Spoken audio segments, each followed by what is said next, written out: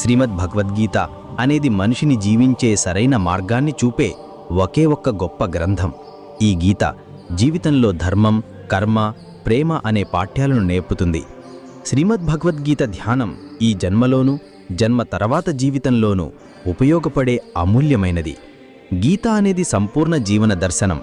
దీన్ని అనుసరించే వ్యక్తి ఎల్లప్పుడూ ఉత్తమమైనవాడవుతాడు.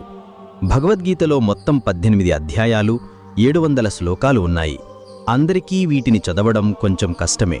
అందుకే ఈరోజు ఈ ప్రత్యేకమైన సందర్భంలో మనం శ్రీమద్ భగవద్గీత యొక్క ఒక 100 ఆలోచనల గురించి మాట్లాడబోతున్నాం.